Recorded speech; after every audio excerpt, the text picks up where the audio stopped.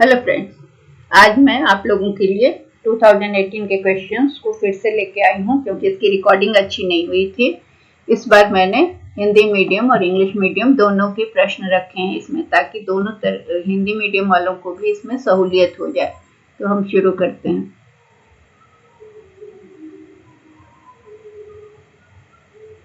ये तो 2018 का क्वेश्चन है, इसका सेकंड पार्ट है। इसके बाद एक और वीडियो की रिकॉर्डिंग अच्छी नहीं हुई है जिसे मैं फिर से लेकर आऊंगी।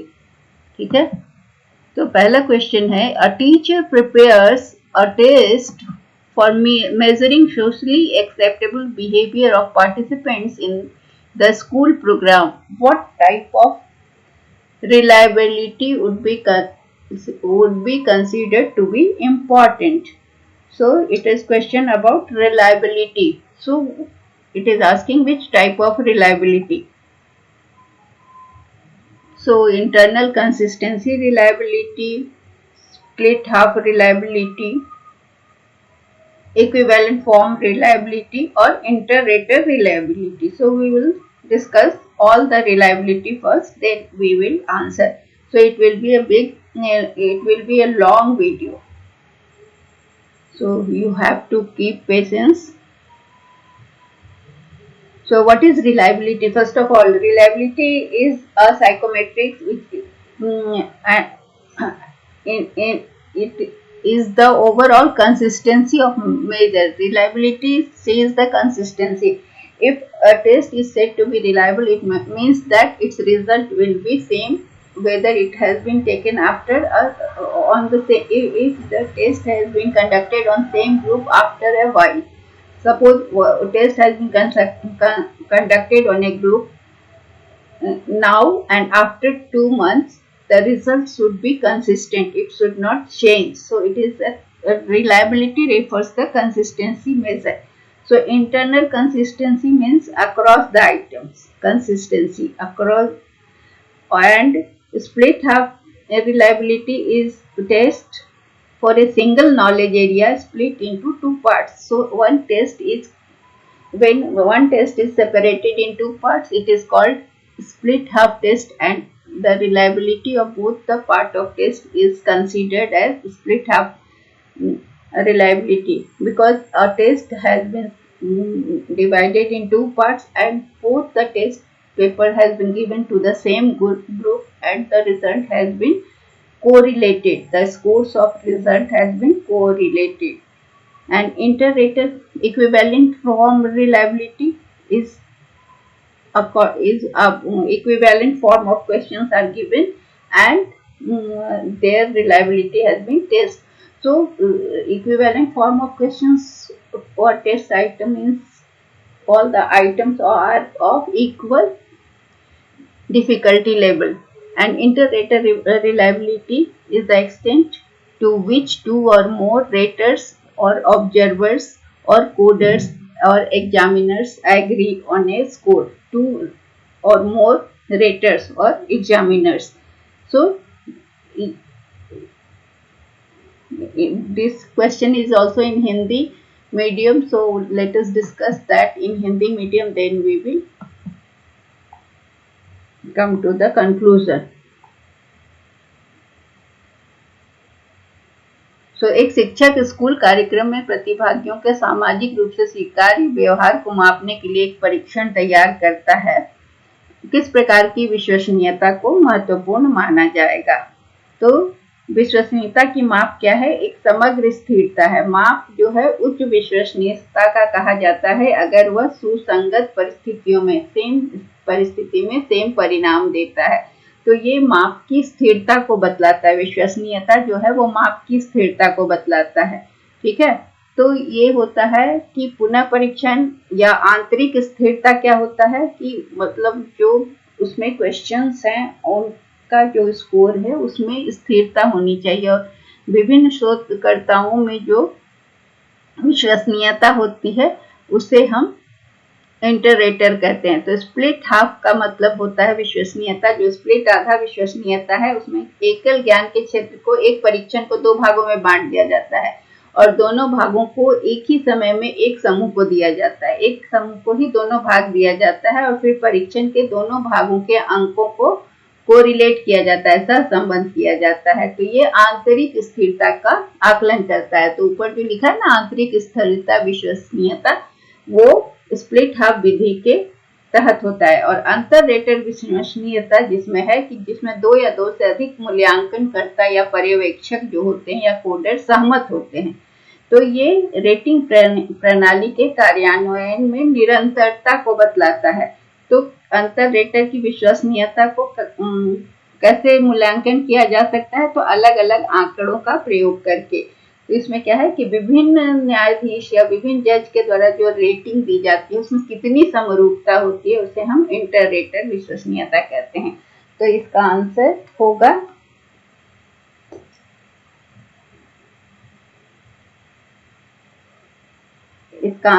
इंटर रेटर विश्वसनीयता। ठीक है, तो कि विभिन्न जज किसी भी टेस्ट में उनके स्कोर में कितनी समानता होती है उसे हम इंटर रेटर रिलायबिलिटी कहते हैं। तो इसका आंसर भी वही हुआ, इंटर रेटर रिलायबिलिटी का आंसर इंग्लिश वाला का भी हम लोग इसी को। नेक्स्ट क्वेश्चन है कि the right to free and compulsory education at primary education level is ensured by our constitution under तो 21A of 2009 एक्ट। इसको मैंने हिंदी में नहीं किया क्योंकि ये सबको पता है। तो ये क्वेश्चन बहुत डिफिकल्ट नहीं है, इसलिए इसका आंसर 1 होगा। क्वेश्चन नंबर 3, इसको मैंने हिंदी में नहीं किया बिकॉज इसका आंसर क्लियर था। अब क्वेश्चन नंबर 3 में क्या है कि विच of the following set of factors pose hurdle in achieving targets of universalization of elementary education। तो ये what you have to answer the code given below, which include the different options given: materials to ensure minimum level of learning, poverty of parents, slackness in implementing related provisions, availability of boundary walls and safe drinking water, mindset of parents and teachers and shortage of teachers। So universalization of elementary education is the most important goal of educational development in India since independence। So National Policy on Education 1986, National Policy of Education 1986 emphasizes free and compulsory education for all the students, for all children up to the age of 14 years के बच्चों तक सभी बच्चों को free education. 86th Constitutional Amendment through 86th Constitutional Amendment, this has been made that compulsory education should be provided to all students, all children up to age of 14. So this amendment was passed in 2002. So it has made fundamental right of children of 6 to 14 years to get education. So what has been done for this?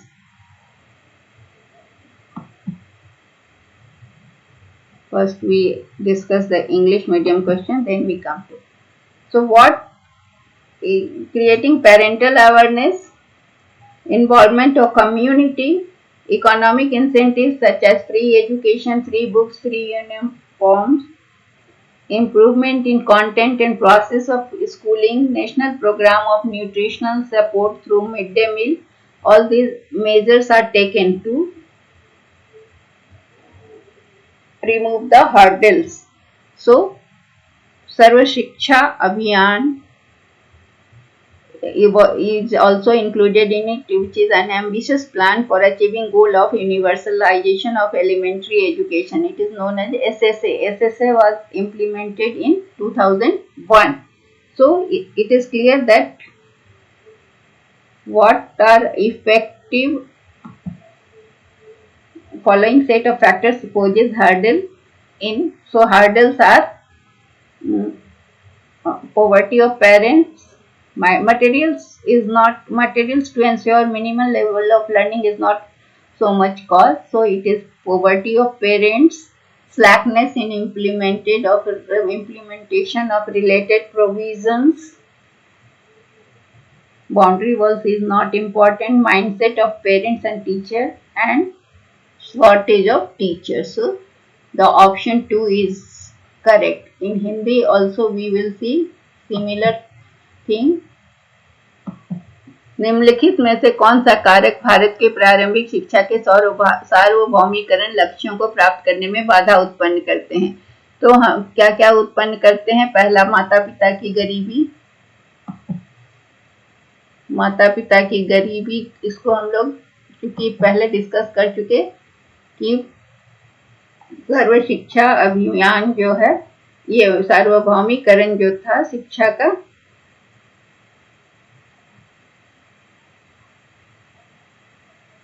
स्वतंत्रता के बाद शिक्षा का सबसे महत्वपूर्ण लक्ष्य रहा है और 1986 के राष्ट्रीय नीति में मुफ्त और अनिवार्य शिक्षा सभी बच्चों को प्रदान की जानी चाहिए। ये इसका प्रावधान 86वें संविधान संशोधन में, जो कि 2000 संविधान संशोधन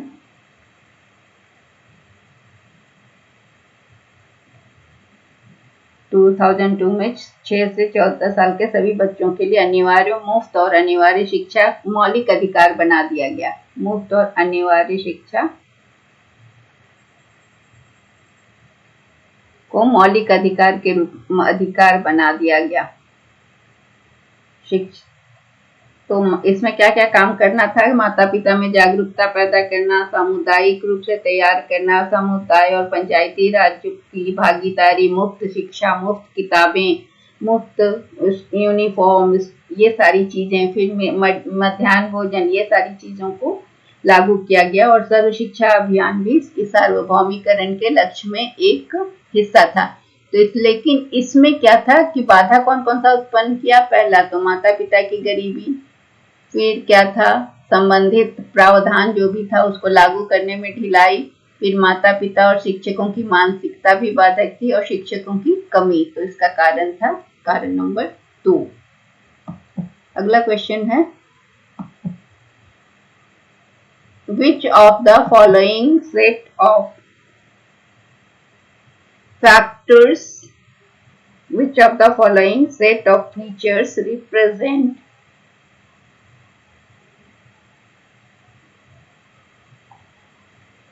the functions of community college of USA? Low fee structure, locally situated, international quality education, helping the deprived section, helping the urban poor। तो हमें इसमें देखना है कि community college, functions of community college in USA. In United States, community colleges are primarily two-year public institution of tertiary education. Many community colleges offer remedial education, high school diploma, technical degree certificates, and limited number of 4-year degree courses. So after graduating from a community college, many students transfer to university or study liberal arts to complete their bachelor degree. So while others enter a workforce, कुछ लोग, some people go for bachelor degree, some enter to workforce. Community college tuition is free in several states to qualified individuals. Okay, so many factors contributed to the rapid growth of community colleges. So 3 missions of community college is to help students to transfer to a university education, 4-year education. Second is to help career education, And third is to help to build fundamental skills to students who need more help in their math or English. So it is clear that the main of community college was to provide uh, education to the poor and deprived. So what are its features? Its features are: first, fee structure is low. Second, locally situated, people have not to go anywhere, and the international quality, no helping deprived sections. That is true. So these 3 points are right. So option 3 is correct. In Hindi also we will discuss this same question. निम्नलिखित में से कौन सा feature संयुक्त राज्य America के सामुदायिक कार्यों का प्रतिनिधित्व करता है?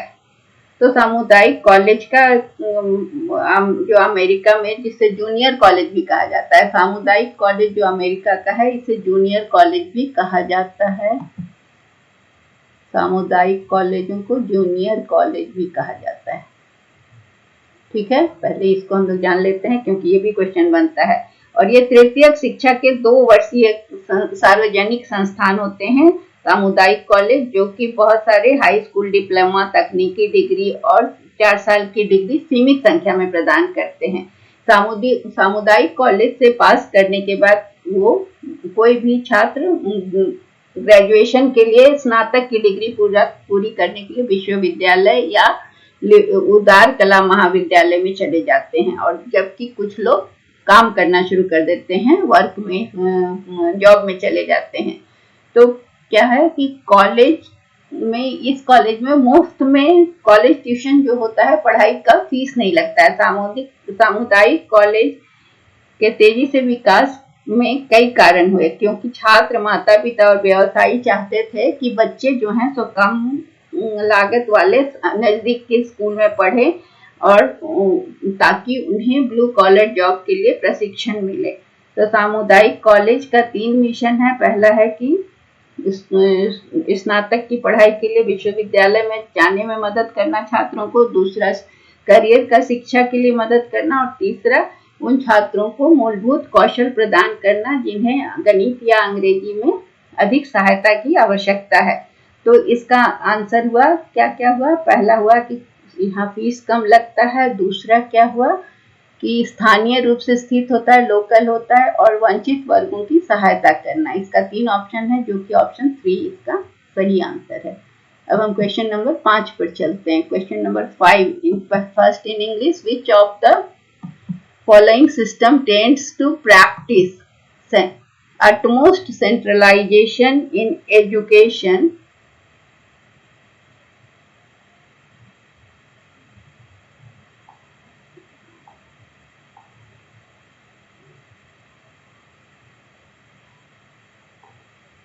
इन एजुकेशनल एडमिनिस्ट्रेशन? इसमें से कौन सा, जिसमें है primary education, which of the following system tends to practise utmost centralization of educational administration?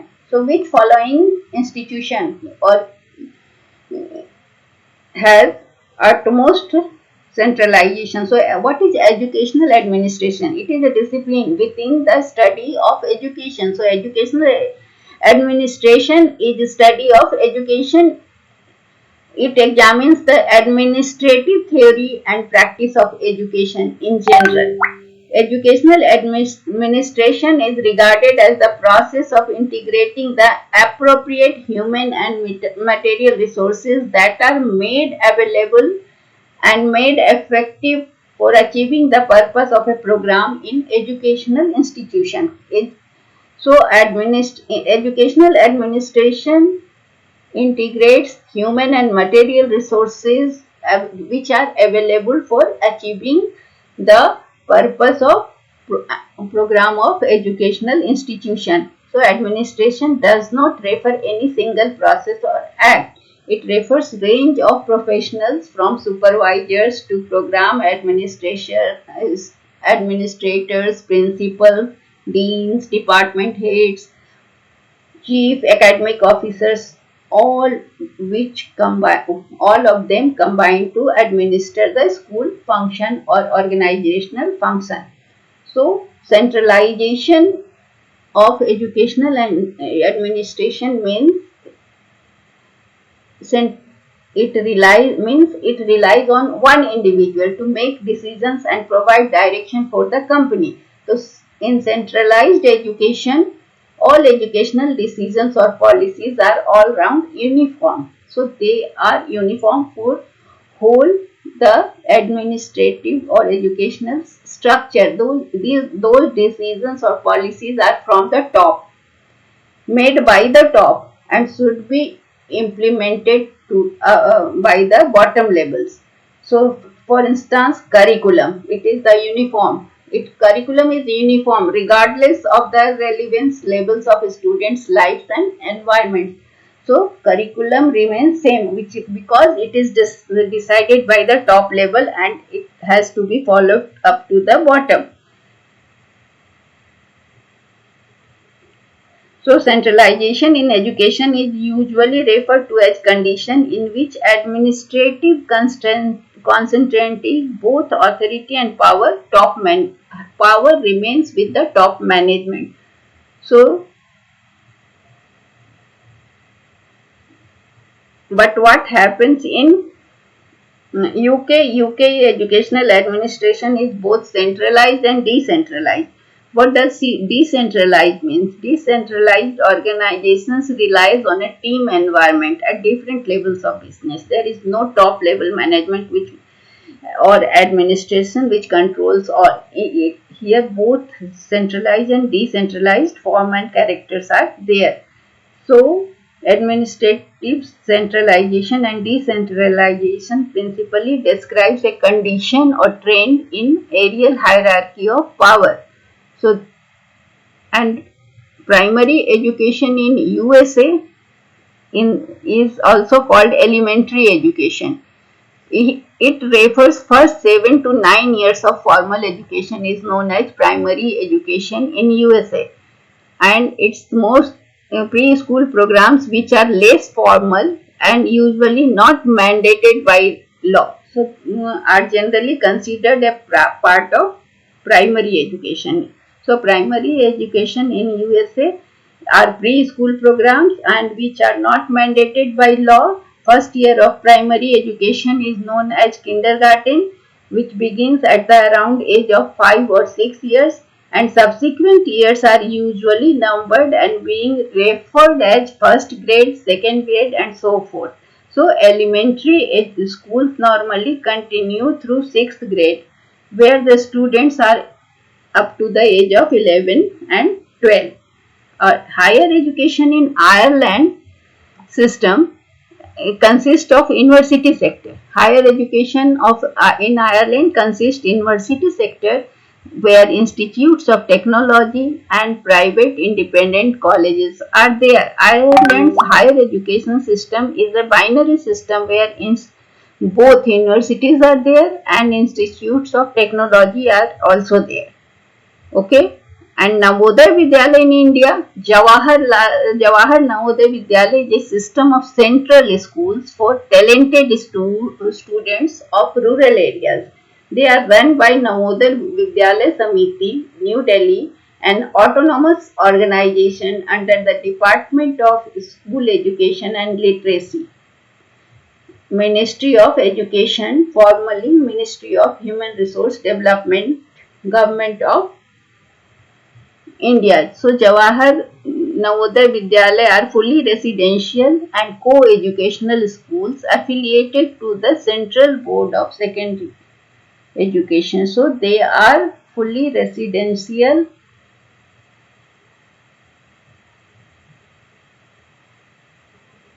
and co-educated. Co-education is also there.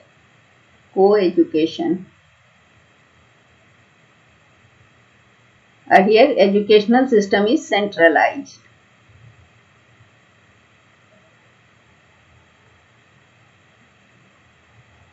Is centralized. So out of 4 we see that Navodaya Vidyalaya is centralized. and other schools are not centralized. So in Hindi we will see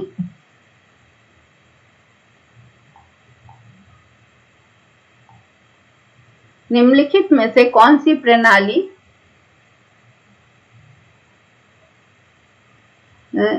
शैक्षिक प्रशासन में अत्यधिक केंद्रीकरण का अभ्यास करती है?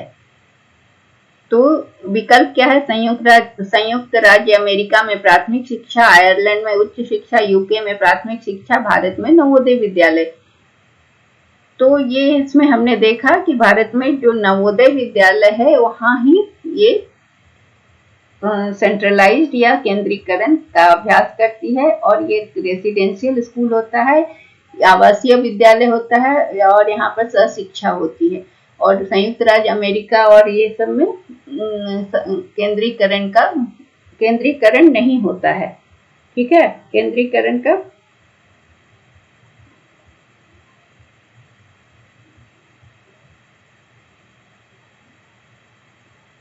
तो सेंट्रलाइज एजुकेशन में क्या होता है कि केंद्रीकरण जहाँ होता है वहां पर एक टॉप मैनेजमेंट होता है, एक ऊपर में सर्वोच्च अधिकारी होता है जो इन सारी चीजों को डिसाइड करता है और उसके सारे निर्णय को नीचे तक लोग मानते हैं। जैसे कि हम यहाँ पर देख सकते हैं कि सेंट्रल जो केंद्रीकृत या केंद्रीकरण वाले ये एजुकेशन संस्था या शिक्षण संस्थान होते हैं उसमें सारे पॉलिसीज टॉप के द्वारा या उच्च अधिकारियों के द्वारा बनाए जाते हैं। आयरलैंड में जो उच्च शिक्षा है, आयरलैंड की शिक्षा में क्या है?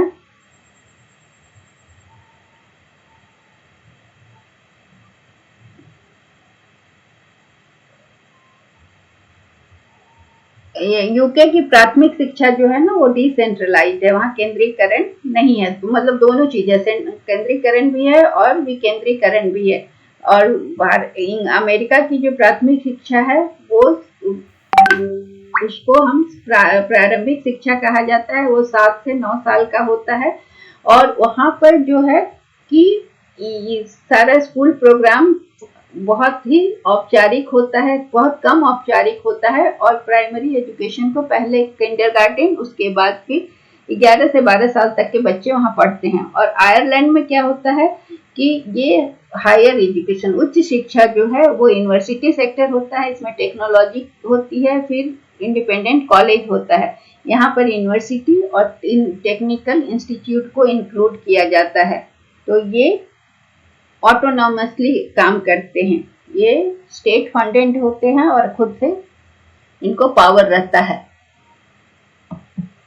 अपना पावर होता है। ठीक है, अगला क्वेश्चन है, तो हमने इंग्लिश में भी एक्सप्लेन कर दिया है। Which of the following combinations of learning resources give a comprehensive concept of distance education?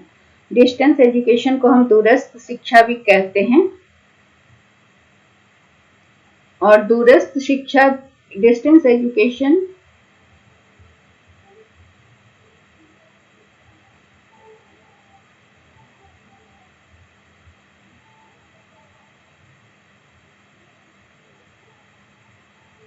में जहां वैसे लोगों के लिए it is distance education is for those people who are not able to attend the regular classes and they start working and early, so due to their family reasons, so they can study with distance education. They are able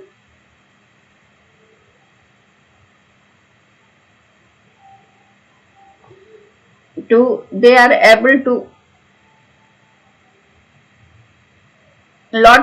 distance learning has evolved a lot of advanced technologies. Distance learning is now include e-learning, online learning, web learning.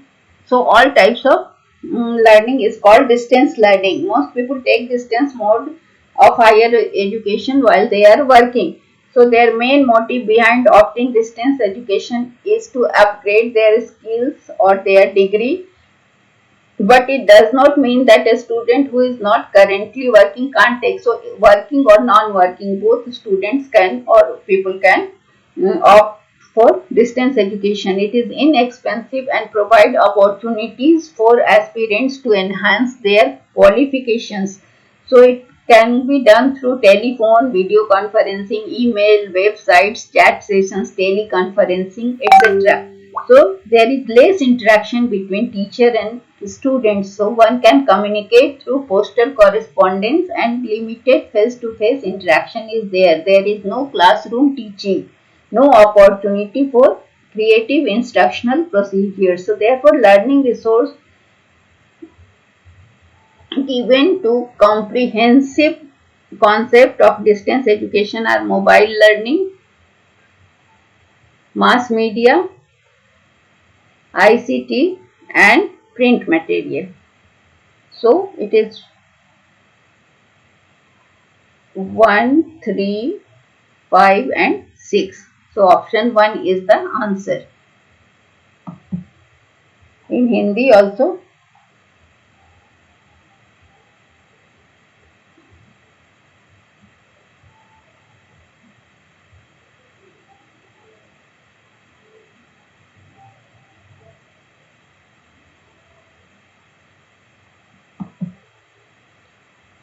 we will see.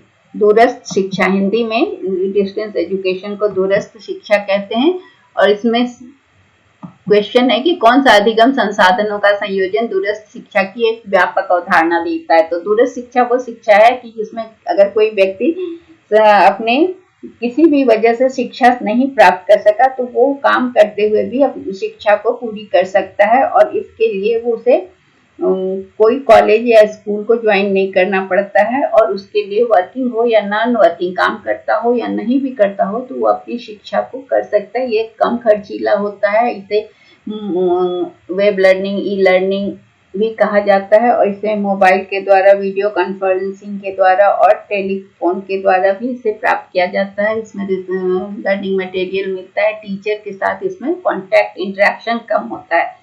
तो इसमें कौन कौन सा अधिगम होता है? एक तो होता है मोबाइल, तो इसमें जो चीजें आती हैं वो है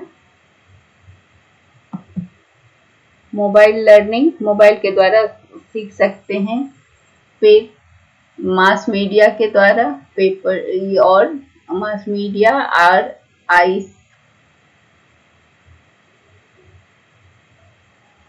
प्रिंट सामग्री, ICT।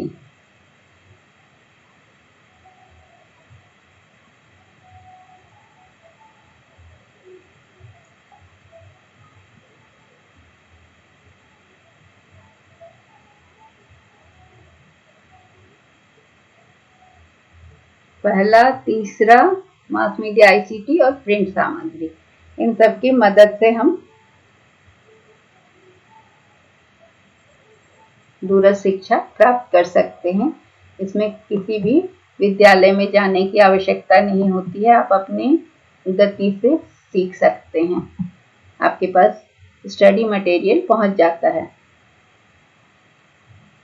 अगला क्वेश्चन है, which one of the following is an essential part of the curricular designing process?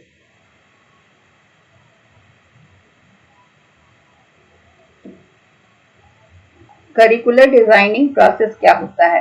Curriculum को डिजाइन करना is the planning period when instructors organize the instructional units for the course. Instructors may be teachers, so they design the instructional units, what has to be taught for their course. So curriculum design involves planning activities, readings, lessons, assessment that achieve educational goals. So there are three major categories of curriculum design. First, subject centered, then learner centered, third is problem solving centered.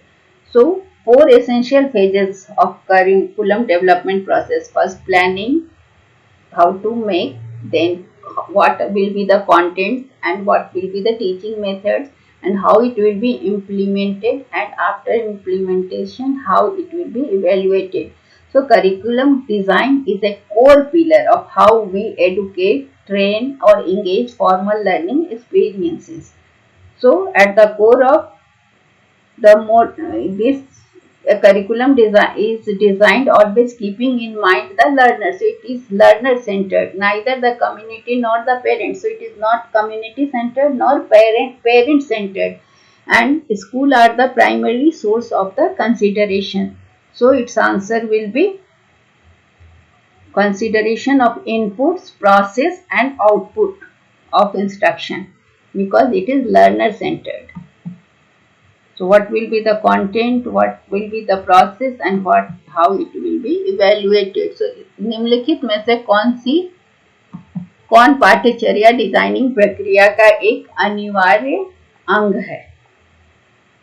तो पाठ्यचर्या design जो होता है वह योजना अवधि है जब प्रशिक्षक अपने जो टीचर होता है, प्रशिक्षक होता है, अपने पाठ्यक्रम के लिए निर्देशात्मक क्या पढ़ाना है वैसी इकाइयों का आयोजन करते हैं। इसमें शैक्षिक लक्ष्य को प्राप्त करने वाली गतिविधियों को डाला जाता है। पढ़ना, रीडिंग, पाठ और आकलन की योजना बनाई जाती है, क्या पढ़ाना है और किस तरह से आकलन करना है। तो इसमें क्या है कि ये 3 प्रमुख श्रेणियों पर आधारित होता है, एक विषय केंद्रित, शिक्षार्थी केंद्रित और समस्या समाधान केंद्रित। तो पाठ्यचर्या डिजाइन इसका एक स्तंभ है, मुख्य स्तंभ है कि औपचारिक सीखने के अनुभवों को हम कैसे शिक्षित और संलग्न करते हैं। ठीक है, तो इसमें हमें ये करना है कि पाठ्यक्रम डिजाइन एक मानसिक मॉडल है जिसमें कि ये बनाया जाता है कि लोग कैसे सीखेंगे और सिद्धांत से व्यवहार में ज्ञान और कौशल का कैसे हस्तांतरण होगा। तो पाठ्यचर्या हमेशा शिक्षार्थी को ध्यान में रखकर तैयार की जाती है, ना ही समुदाय को, ना ही माता पिता को। इसलिए कहा जाता है कि पाठ्यक्रम में जो डिसाइड किया जाता है और जो योजना में शामिल किया जाता है वो होता है इनपुट, प्रक्रिया और आउटपुट पर विचार। अगला क्वेश्चन है, the state there is a maximum scope of change in curricular contents by the state boards of school education in, किसमें होता है? वी हैव टू, करिकुलम क्या है? Combination of instructional practice, learning experience और student का performance assessment that are designed to bring out and evaluate target learning outcomes of a particular course. So curriculum is a guide for teachers and evaluators. So 6 important aspects होता है curriculum का। Overall curriculum revolves around the design, development and curriculum is planned activity. Curriculum has 4 basic social forces: knowledge of human development, theory, nature of learning and nature of knowledge and cognition. Purpose क्या है? The curriculum, purpose of a curriculum are reflected in the set of educational objectives that accompany the curriculum. A curriculum facilitates the planning of instruction by the teachers. The teacher plans same set of learning experience for all students in the class. However, learners differ in terms of learning experience, but their level or quality of participation due to individual difference. But teacher plans same set of learning. So due to gap between intended curriculum and transacted curriculum is reflected in individual learners actual learning. So what is grassroots planning? Grassroots model is given. So it ensures the participation of those who are final targets of developmental planning. So grassroots planning or model is a technique which helps to identify the developmental needs of the community people. Demonstration model क्या है? Demonstration model involves one example of a system or product. It is used to show people how it works or how they can use it. So it is demonstrated to the people how to use.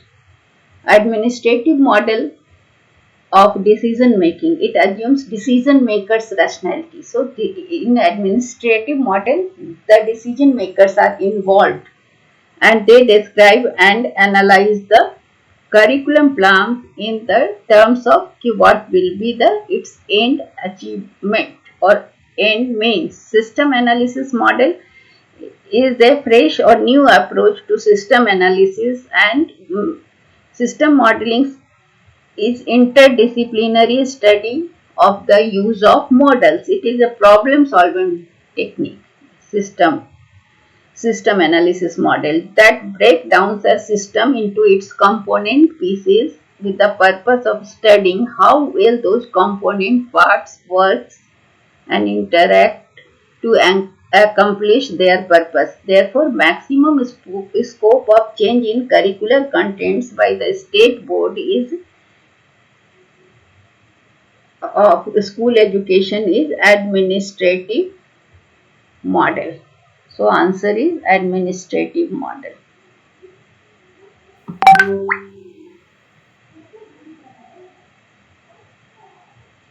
So it's Hindi medium question.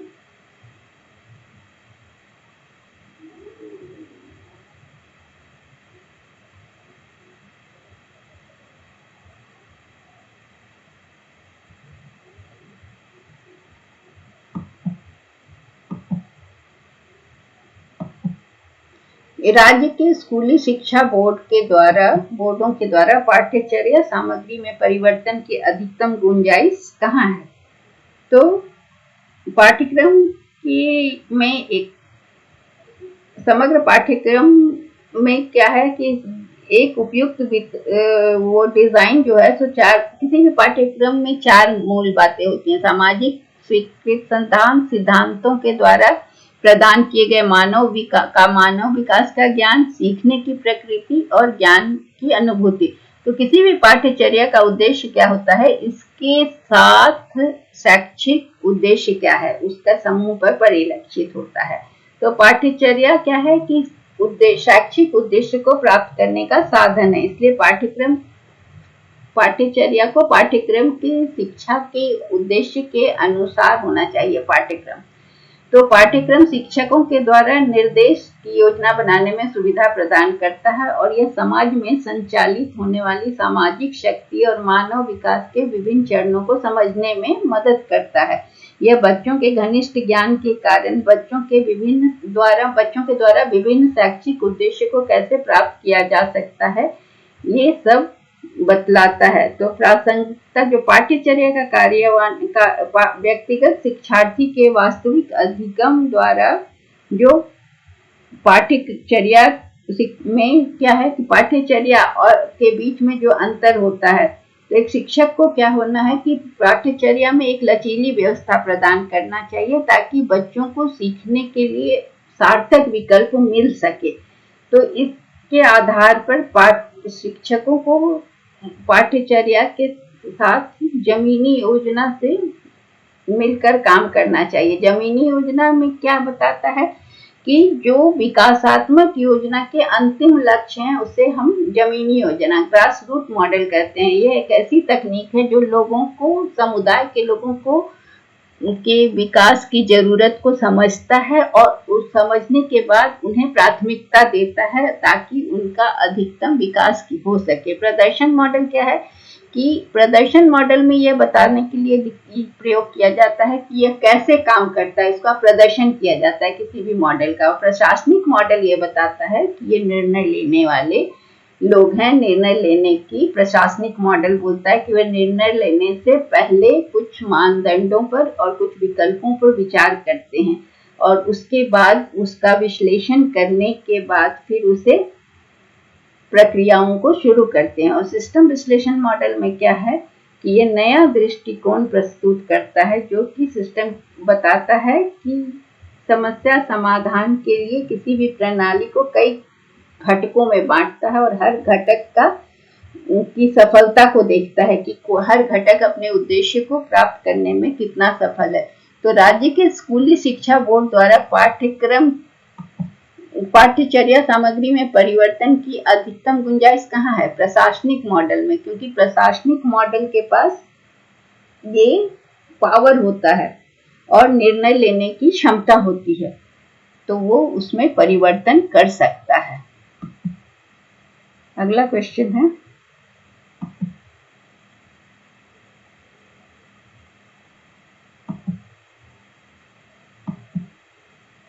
The concept of formative evaluation. The concept of formative evaluation implies that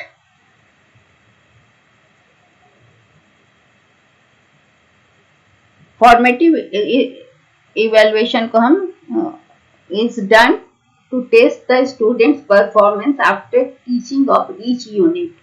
So it is done to assess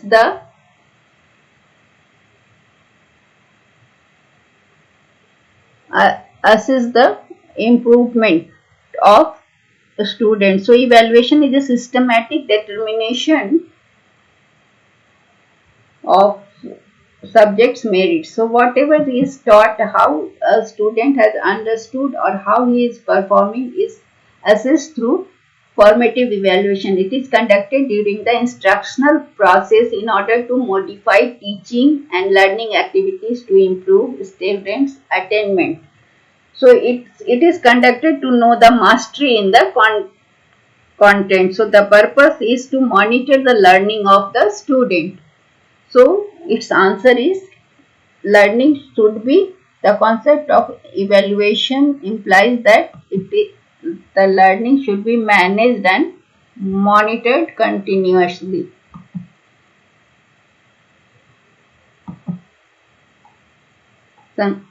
रचनात्मक मूल्यांकन या से संरचनात्मक मूल्यांकन भी हम कहते हैं। संरचनात्मक मूल्यांकन में क्या होता है कि सीखने के परिणाम में, इसमें बच्चों को जब पढ़ाया जाता है तो उस समय सीखने का मूल्यांकन किया जाता है कि लगातार जो सिखाया जा रहा है बच्चे को, उसका प्रबंधन करना चाहिए कि वो सही रूप से सीखे और उसकी निगरानी की जानी चाहिए। तो मूल्यांकन का, सीखने का मूल्यांकन करने के लिए इसे संरचनात्मक मूल्यांकन कहा जाता है। निर्देशात्मक प्रक्रिया के दौरान यह किया जाता है और यह सामग्री में कितना नॉलेज उसको अक्वायर हुआ ये जानने के लिए शिक्षार्थी को अपने प्रदर्शन में सुधार की गुंजाइश को मद्देनजर रखकर ये मूल्यांकन किया जाता है ताकि उसे अपने परफॉर्मेंस में सुधार करने का अवसर प्रदान हो। अगला क्वेश्चन है,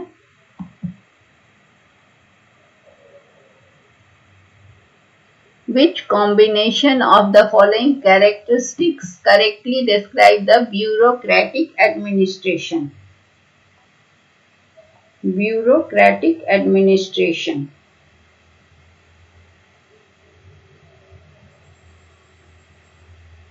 ब्यूरोक्रेटिक का मतलब होता है नौकरशाही।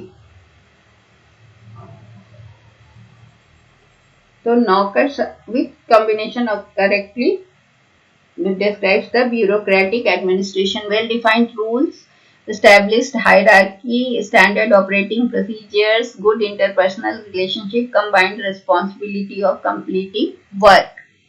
So bureaucratic administration is the key feature of an organization. In a school, bureaucracy is necessary because of the assurance of order, rationality, accountability, and stability it provides to public. Bureaucracy provides assurance of order, rationality, and accountability to the public. The need for mass administration makes bureaucratic administration an important feature of any school.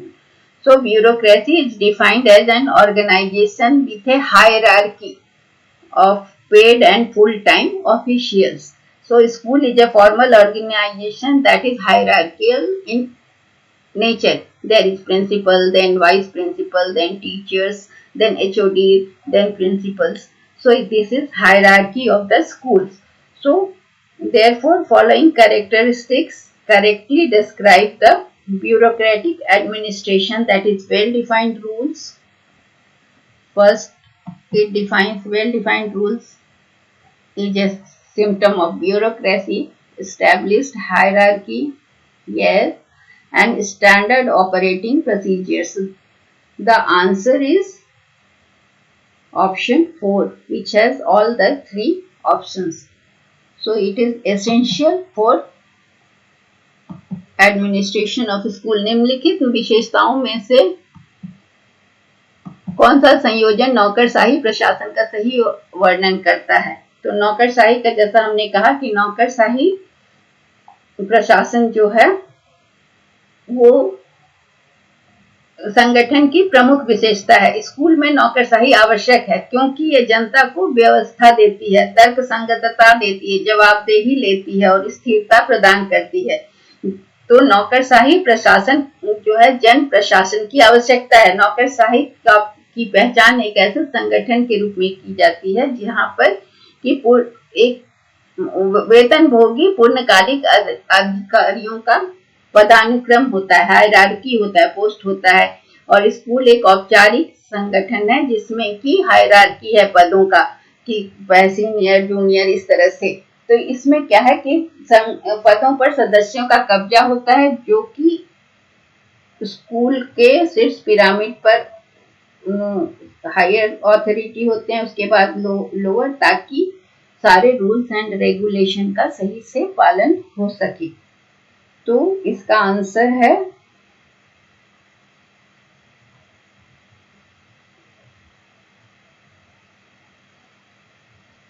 सुपरिभाषित नियम, स्थापित पदक्रम and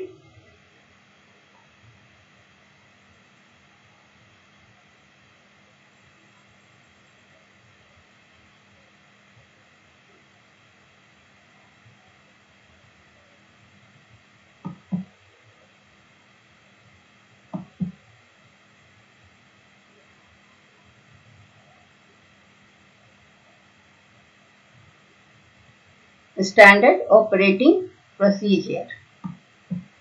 sorry, ये आएगा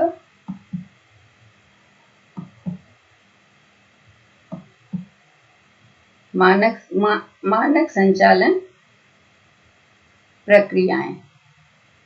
ठीक है,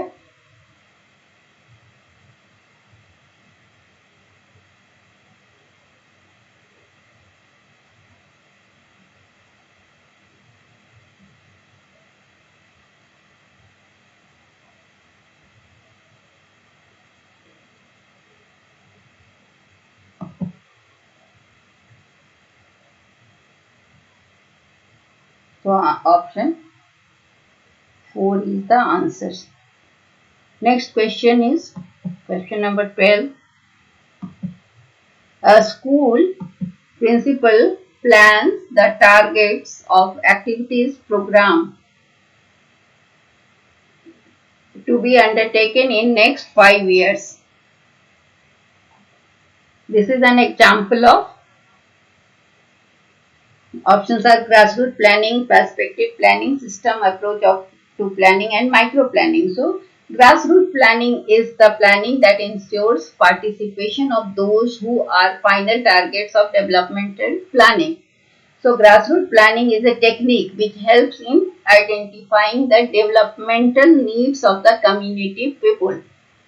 It is related with the people, grassroots people, community people, prioritizing them, formulating viable projects. But perspective planning is a blueprint regarding the objectives and targets of long run growth. So, here our question is, the school principal targets activities and programs to undertaken in next 5-year plan. So, perspective plan is meant for long run plans, that it has targets for long run growth. So, it is not just a plan rather than a certain objectives and targets. So, it is divided into smaller plans. So, perspective planning is also called a short plan and lead to certain long term results. So, answer is the system approach to planning is planning procedure more complete and usable plans by working backward from the end of the project to the start of the project. So,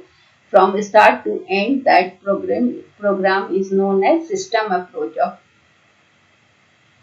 planning. Micro planning is the expression of desire to improve the operation of education system by strengthening the planning work done at regional or local level. So micro planning is done at small levels. So its answer is perspective planning. This is long term planning. A school एक school के प्रधानाचार्य जो कि अगले 5 वर्षों में की जाने वाली गतिविधियों और कार्यक्रमों के लक्ष्यों की योजना बनाता है, वह किस चीज का उदाहरण है? तो हम इसमें है जमीनी योजना, परिप्रेक्ष्य योजना, योजना के लिए प्रणाली का दृष्टिकोण और सूक्ष्म योजना। तो जमीनी योजना उन लोगों की भागीदारी को बताता है जो कि विकासात्मक योजना के अंतिम लक्ष्य हैं, जिनके लिए योजना बनाई जा रही है। ठीक है, तो ये जमीनी योजना एक ऐसी तकनीक है जो समुदाय के लोगों के विकास की जरूरतों को समझता है, पहचानता है और उनको प्राथमिकता देता है, ताकि सीमित साधनों से उस एक सीमित अवधि में उसे हासिल किया जा सके। परिप्रेक्ष्य योजना जो है वो दीर्घकालीन विकास के उद्देश्यों को के संबंध में एक खाका है, वो दीर्घकालीन लक्ष्य को लेके चलता है। यह केवल एक योजना नहीं है बल्कि कुछ उद्देश्य या लक्ष्य को प्राप्त करना है, और ये कई छोटी छोटी योजनाओं को में बांटकर इसे विभाजित किया जाता है और दीर्घकालिक परिणामों को प्राप्त किया जाता है। ठीक है, योजना के लिए प्रणाली का जो दृष्टिकोण है ये क्या है कि परियोजना के अंत से परियोजना के शुरू तक पीछे की ओर और आगे की ओर काम करके बहुत पूर्ण उपयोगी योजना तैयार करना है। ठीक है, यह योजना परियोजना में रोकथाम और जोखिम प्रबंधन का निर्माण करता है। सूक्ष्म योजना क्या है? स्थानीय या क्षेत्रीय स्तर पर नियोजन कार्यों को मजबूत करने के लिए किया जाता है। तो इसका आंसर होगा परिप्रेक्ष्य योजना। अगला क्वेश्चन है क्वेश्चन नंबर 13। ये मैथमेटिकल क्वेश्चन है, इसको हम लोग सॉल्व करेंगे। If the deviation of A score from the mean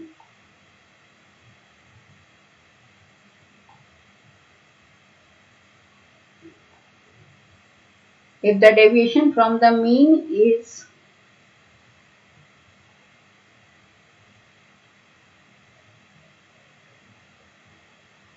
given as 10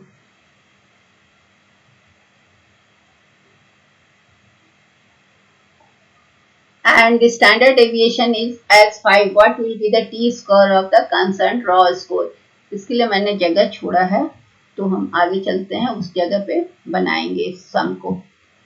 Hindi में है कि यदि माध्य से किसी अंक का विचलन 10 और मानक का विचलन 5 दिया जाता है तो संबंधित कच्चे स्कोर का टी स्कोर क्या होगा? हम यहाँ पर इसको सॉल्व करते हैं। ठीक है, हमारे पास क्वेश्चन दिया हुआ है, क्या बताया है कि स्मॉल सैंपल अगर होता है, पहले हमें जानिए स्मॉल सैंपल का मतलब। अगर स्मॉल सैंपल है हमारे पास,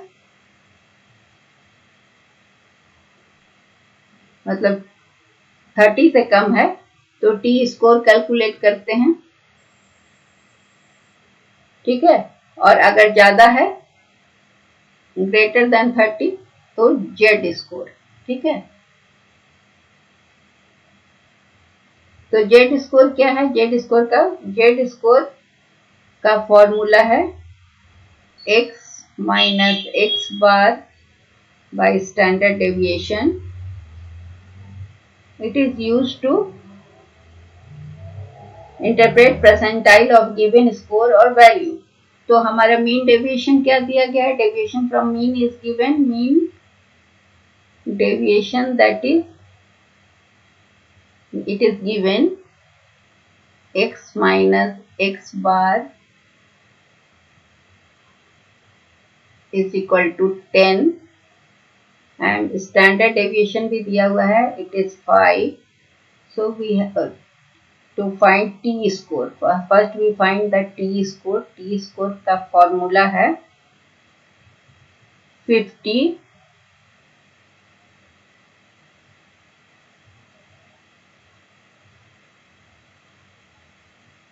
टी स्कोर का फॉर्मूला है 50 plus Z score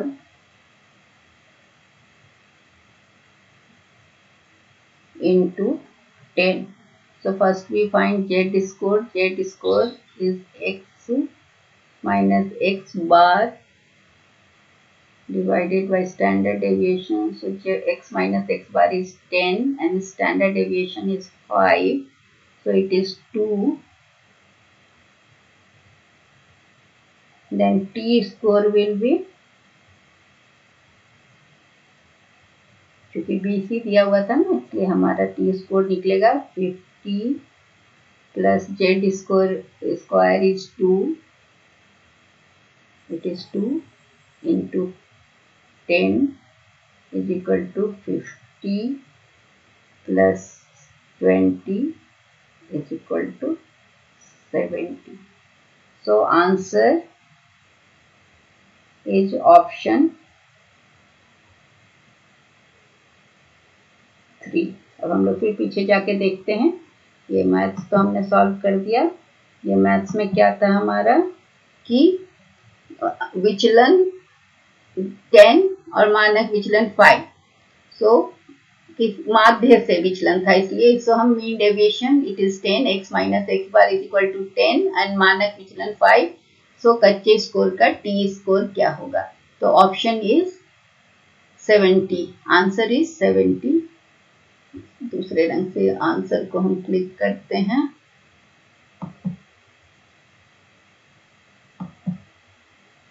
answer is 70.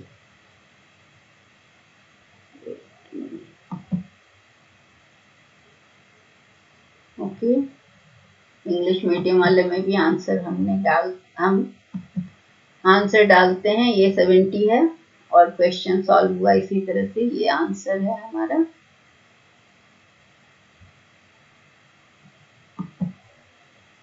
ये आंसर है. Next question.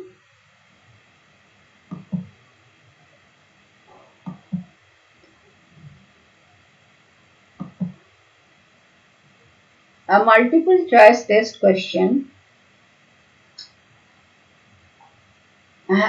consists of 50 items.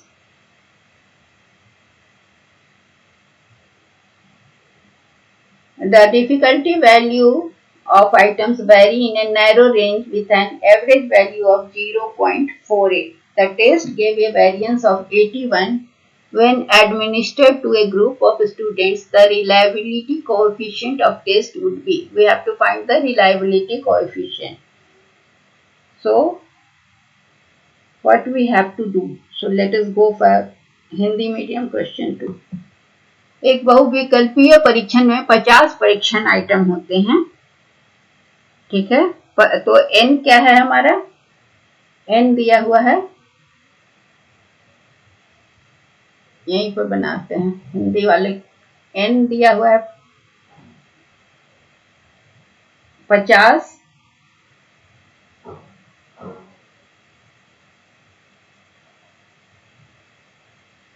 और m दिया हुआ है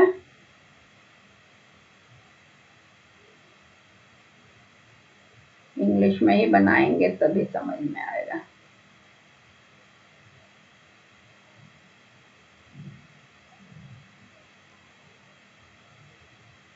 तो रिलायबिलिटी कोएफिशिएंट का फॉर्मूला है. फर्स्ट यहाँ रिलायबिलिटी कोएफिशिएंट हमें फाइंड करना है. मैथ्स तो इंग्लिश में सब लोग को समझ में आएगा. Formula is given, it is given like this. n by n minus 1. n by, let me do it again. So first write the formula. Reliability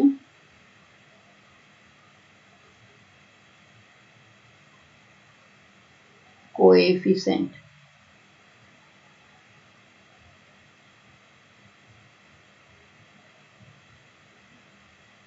is equal to n by n minus 1.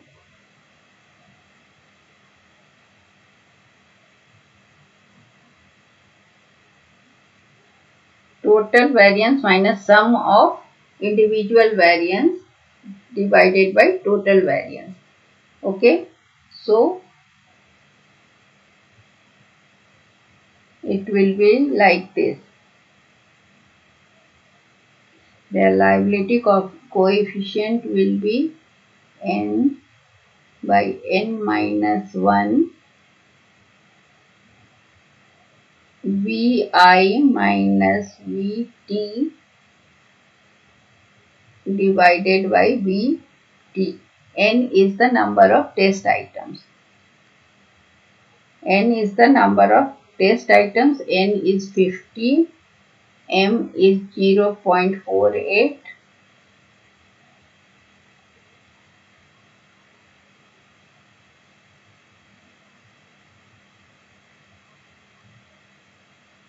Vi is 50 into 81. Vi is total variance,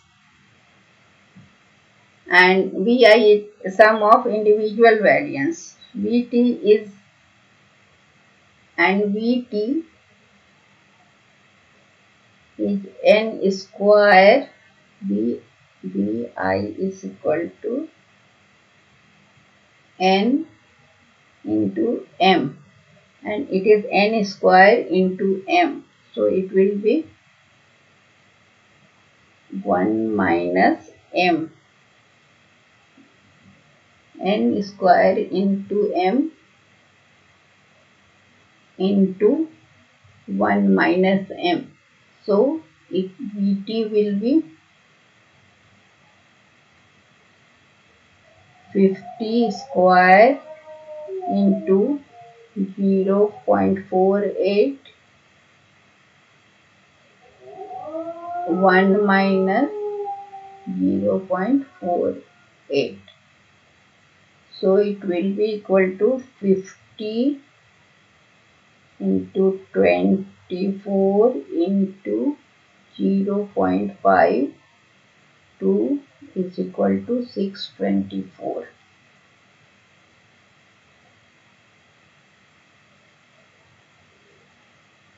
So it will be 50 by 49, because n is 50.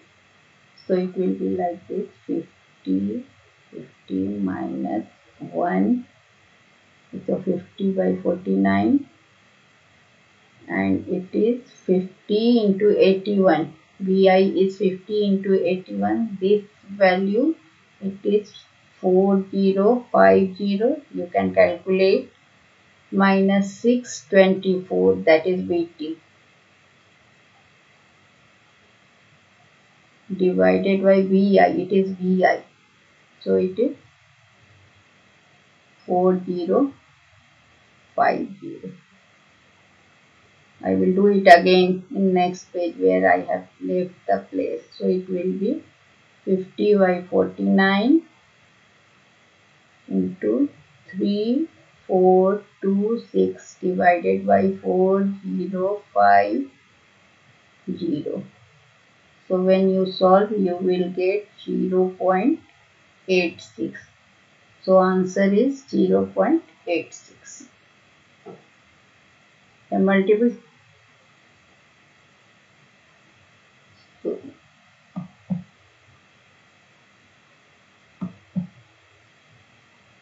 okay, so I am doing it again so that everyone can understand easily. So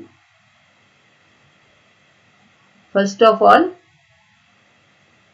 we have to write the formula of reliability coefficient.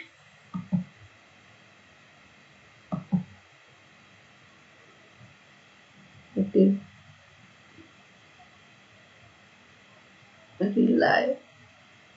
reliability coefficient is denoted by, is given n by n minus 1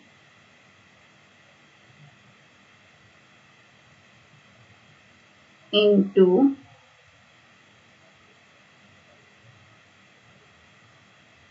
total variance.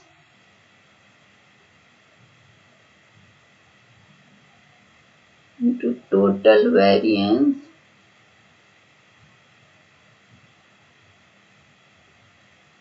minus sum of individual variance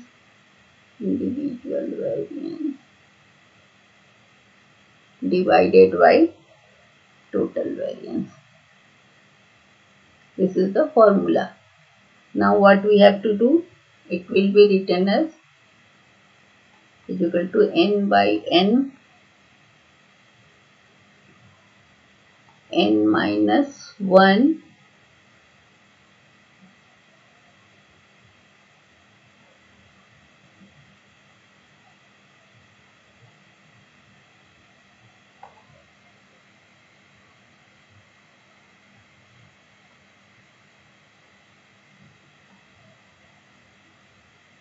it is bi minus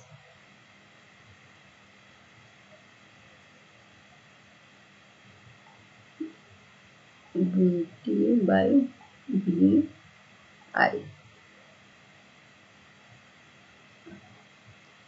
So it is not is equal to, it is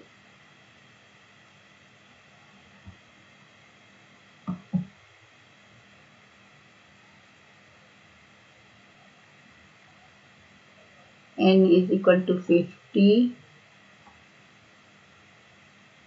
m is equal to 0.48. I am writing this way.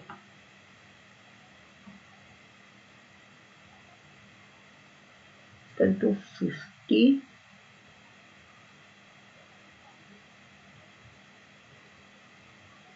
over 8.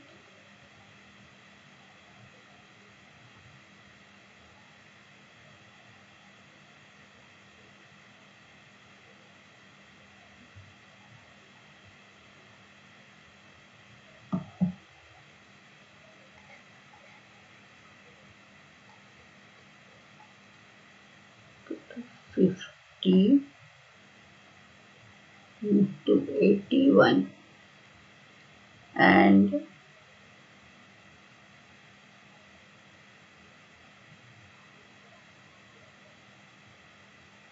Vt is equal to n square into m 1 minus m. So it will be 50 square into 0.48 1 minus 0.48. So it will be 50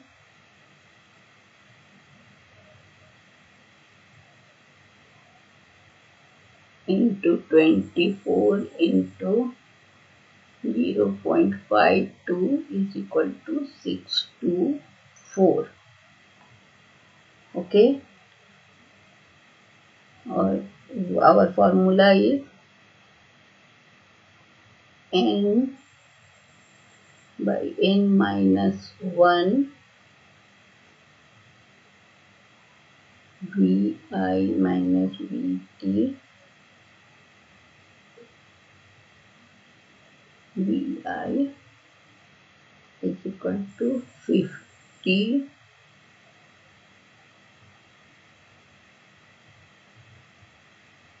by 49 to 4050 minus 624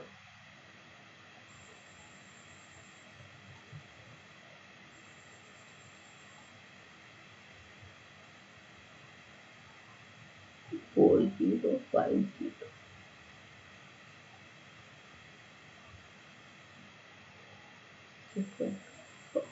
by 49. I have explained earlier, so I am not explaining. I have just solving the sum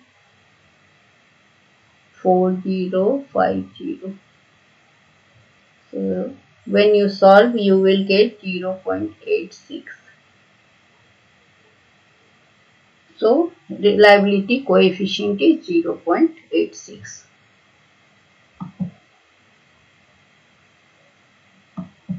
So our answer is 0.86.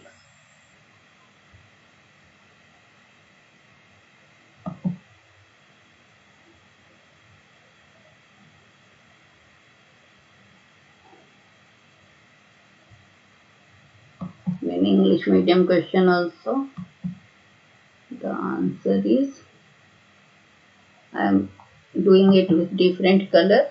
The answer is 0.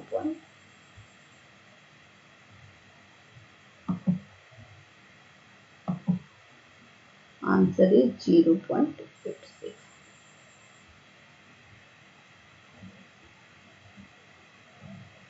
Now the last question.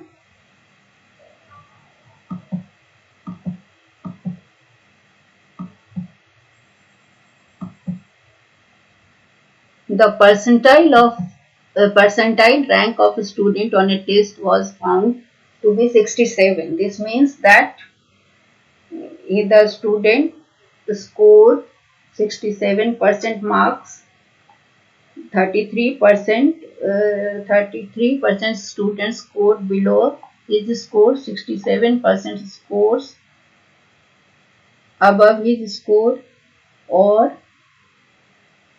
67% scored below his score. So answer is, I am marking here, answer is 4. 67% students score below his score. Okay, so his answer is, percentile rank कैसे पता चलता है? ये पता करने के लिए किया जाता है, मापा जाता है कि स्कोर के नीचे कितने मान हैं। ठीक है, ये मूल रूप से स्कोर का रैंक बताता है। अगर किसी, मान लीजिए कि 85 परसेंटाइल रैंक है, इसका मतलब हुआ कि 85% छात्र उसके नीचे है। तो यहाँ पर 67% दिया है, इसका मतलब है कि छात्र का जो है परीक्षण है उसमें 67% से अधिक या उसके बराबर था। इसका मतलब कि 67% स्कोर किया, तो इसका मतलब कि 33% लोग जो थे वो उसके बराबर या उससे अधिक स्कोर पाए। तो इसका मतलब 67% लोग उससे नीचे हैं, केवल 33% लोग ही उसके बराबर या उससे अधिक स्कोर पाए। ठीक है, अगला एक क्वेश्चन शायद और है, उसे हम देख लेते हैं। Yes. A test having 20 items has a reliability coefficient of 0.60. If 80 more similar items are added, then the new reliability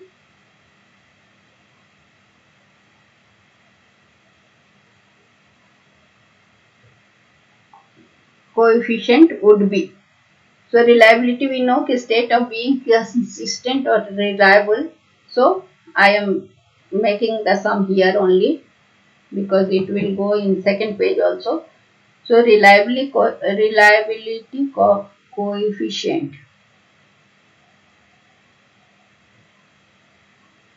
coefficient is known as Rn. So formula is Rn is equal to Nr 1 plus N minus R, N minus 1 into R.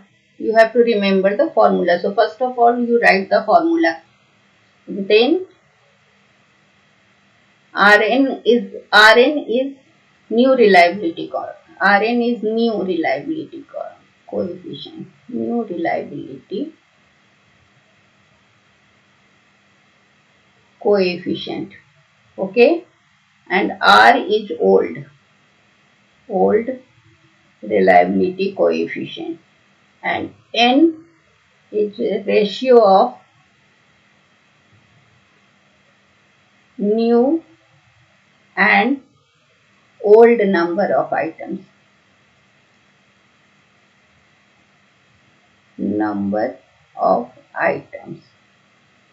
तो old new क्या है? वो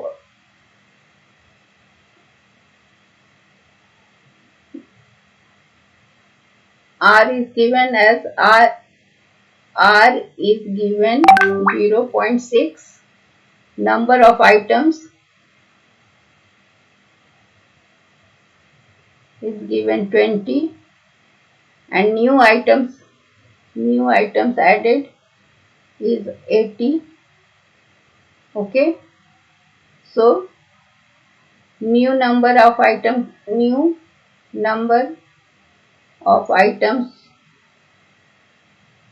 80 plus 20 is equal to 100. Now n is ratio of new and old, so new is 100 and old is 20, so ratio is 5, n is 5. Now what we have to do? We have to put the things in a formula. So n is 5 and r is 5r and 1 plus n minus r. So 5 minus 1 r. Okay. So it is 5r divided by 1 plus 4r is equal to r is 5 into 0.6 and 1 minus 4 is also, r is also here 0.6. So what we get? 3 by 3.4. So reliability coefficient Rn will be 0.882. So this is our answer, 0.882.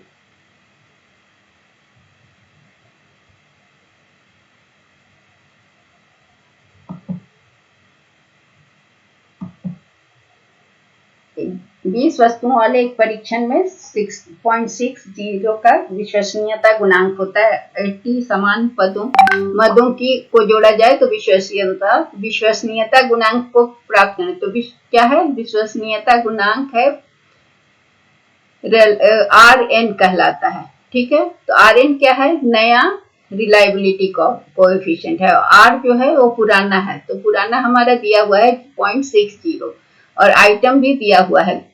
ठीक है, मद दिया हुआ है 20 वस्तु। अब नया उसमें कितना जोड़ा गया? 80। तो नया और पुराना को जोड़ने से हमें क्या मिला? 100। अब n क्या है? n जो है सो नया और पुराना आइटम का रेशियो है। तो नया आइटम हो गया 80 प्लस 20 इज इक्वल टू 100 और 20 पहले का था, तो दोनों को हम डिवाइड करते हुए तो हमें 5 मिलता है। अब इन सबको हम फॉर्मूला में रखते हैं, तो Rn is equal to N R. तो n हमारा 5 है, r हम अभी लिखते हैं और 1 plus n minus 1 by R, तो 5r हो गया और 1 इंटू 5 माइनस 1 इंटू आर, तो 5r, 5 में से 1 गया तो 4 हो गया, तो 1 प्लस 4r। सो यहाँ पर प्लस छूटा हुआ है यहाँ पर।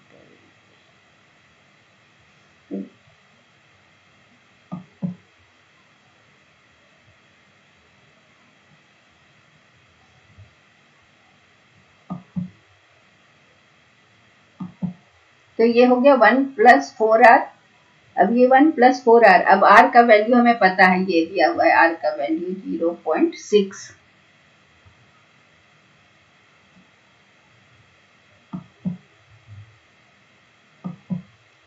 0.6 r का वैल्यू दिया हुआ है, तो ये हमने r का वैल्यू लिखा 5 इंटू 0.6 और 1 माइनस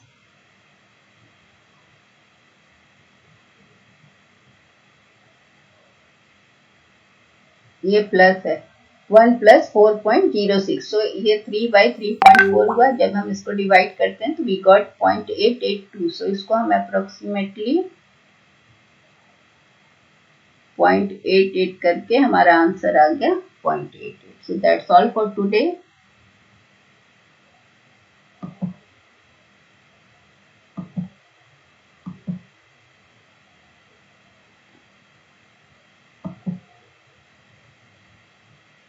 Thank you.